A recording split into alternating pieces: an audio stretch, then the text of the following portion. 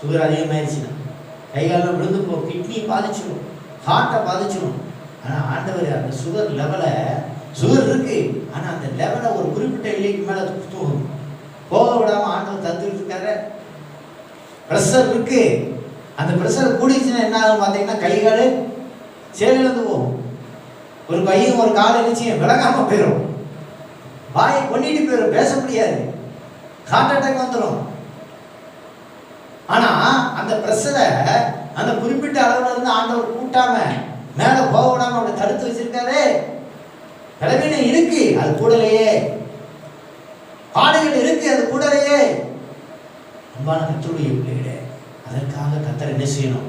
மகிமைப்படுத்தும், ஆண்டவரை மகிமைப்படுத்தும்.